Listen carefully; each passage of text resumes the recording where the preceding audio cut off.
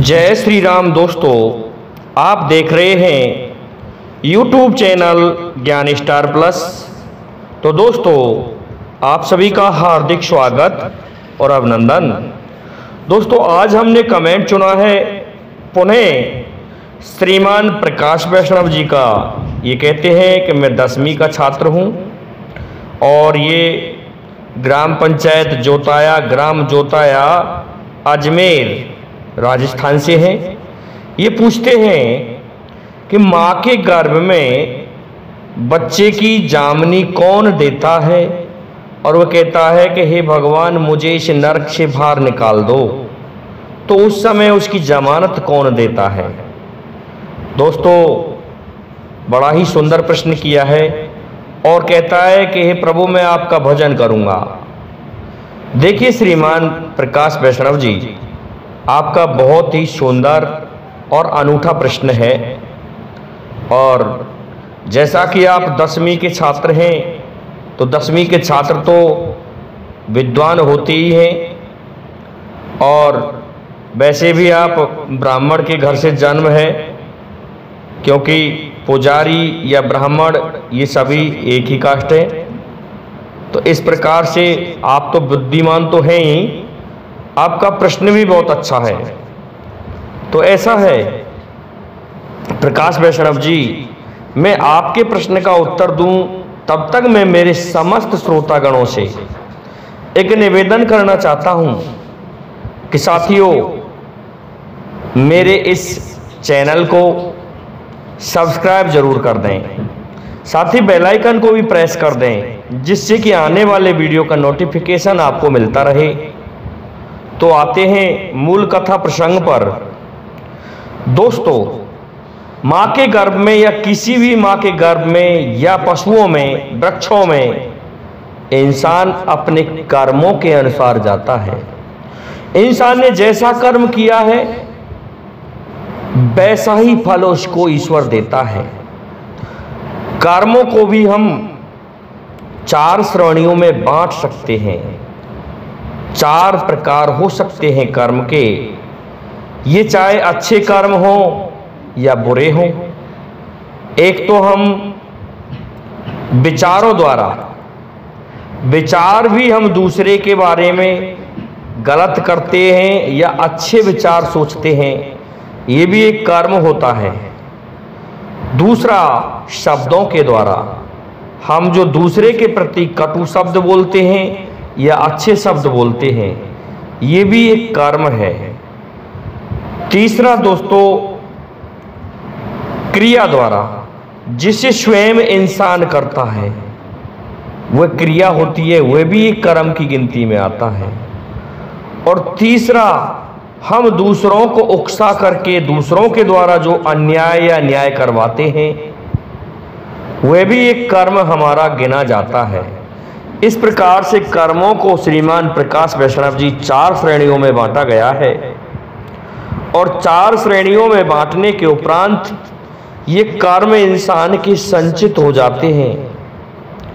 और संचित कर्मों को ऐसे समझो, इंसान के जैसे भी कर्म होते हैं वो उस तरह के बैंक में, एक तरह से जैसे हम बैंक में अपनी धनराशि जमा कराते हैं, उस तरह से ईश्वर के वहाँ ये सभी एक धनराशि की तरह जमा हो जाते हैं।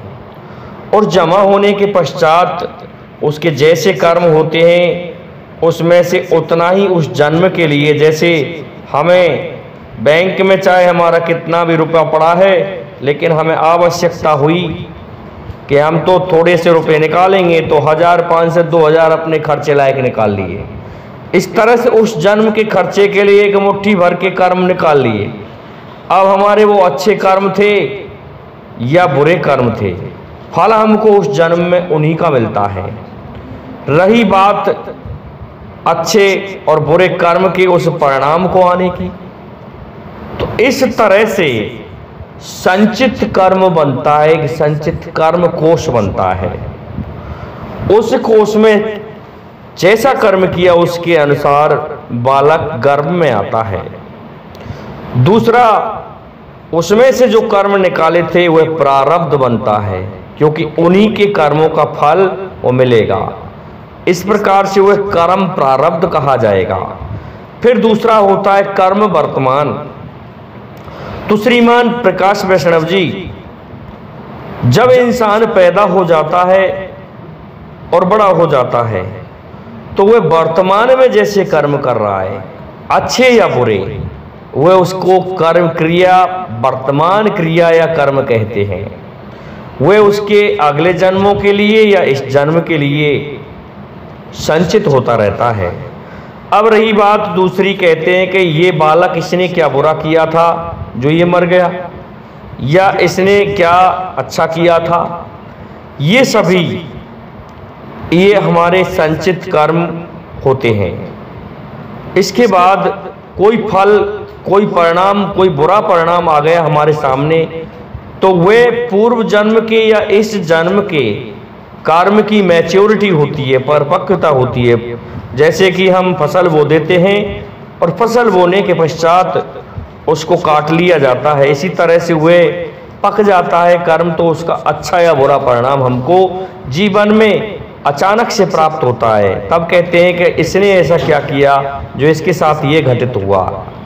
तो श्रीमान प्रकाश वैष्णव जी, बालक जब माँ के गर्भ में होता है तो उसकी कोई भी जामनी नहीं देता, केवल उसके कर्म ही उसकी जामनी देते हैं। उसके अच्छे बुरे कर्मों के अनुसार जो कर्म होते हैं, और कर्मों का देवता यमराज या धर्मराज होता है, वही उनकी जामनी देता है। इंसान के कर्म ही जामनी देते हैं, उस जगह जमानत देते हैं, बाकी और कोई नहीं देता। अब रही बात उसकी प्रार्थना करने की। इंसान प्रार्थना करता है माँ के गर्भ के अंदर और कहता है कि प्रभु मैं आपका भजन करूँगा, आप मुझे इस नरक से बाहर निकालिए। तो दोस्तों, वह इंसान की योनि में ही तब आया है जब उसने अच्छे कर्म किए, कुछ एक बुरे कर्म रह गए, इस कारण से वह प्रार्थना करने लायक हो गया ईश्वर से। तब कहता है कि हे प्रभु आप मुझे इस नरक से बाहर निकालिए और मैं अच्छे कर्म करूँगा, मैं आपका भजन करूँगा। भजन करने के लिए ईश्वर उसके उस खाते बही को देखता है, उसके उस बैंक बैलेंस को देखता है कि इसके कितने अच्छे कर्म हैं, कितने बुरे हैं, और उस हिसाब से ईश्वर उस प्रार्थना को मान लेता है और कहता है चल तुझे इस जन्म के लिए मैं तैयार कर रहा हूँ और मानव का जन्म दे रहा हूँ। तूने ना जाने कितने मानव जन्म वैसे ही बिगाड़ दिए हैं।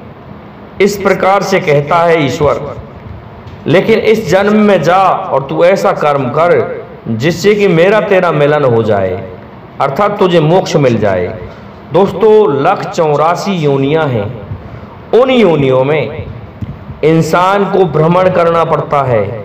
कितनी बार वृक्ष, सांप, सुअर, सिंह, मनुष्य आदि के जन्म धारण करता है, फिर भी इंसान इस बात को नहीं समझ पाता है कि रहस्य क्या है। दोस्तों इसको लोगों ने अपने अपने तरीका से बताया है। कर्मवाद को गीता में भी बताया है कि जैसा इंसान कर्म करता है फल उसी प्रकार से है।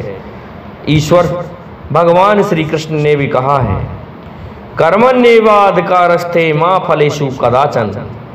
ऐसा है, कर्म करना तेरा अधिकार है, लेकिन फल की इच्छा मत करो। फल तो देने वाला वही है जिसे हम संपूर्ण जगत का पिता कहते हैं। तो श्रीमान प्रकाश वैष्णव जी, उस समय उसके कर्मों से ही उसकी जमानत होती है। वही जमानत देता है जो धर्म कर्म है, बाकी अन्य कोई जामनी नहीं देता। बाकी अन्य आपने कोई सुना हो इस बारे में कि ये देता है वो देता है, वो उनकी किंवदंतियां हैं। बाकी ये सटीक हमने जो बताया है गीता के कुछ एक अंश में से पढ़ के आपको ये बताया जा रहा है। तो मैं समझता हूँ आपको आपके इस प्रश्न का उत्तर मिल गया होगा। इसलिए अब आप सभी से मेरा निवेदन है कि हमारे इस वीडियो को लाइक, शेयर और सब्सक्राइब करें, साथ ही बेल आइकन को भी प्रेस कर दें, जिससे कि आने वाले वीडियो का नोटिफिकेशन आपको मिलता रहे। दोस्तों जय हिंद, जय भारत, जय जय श्री राधे, जय जय श्री राम।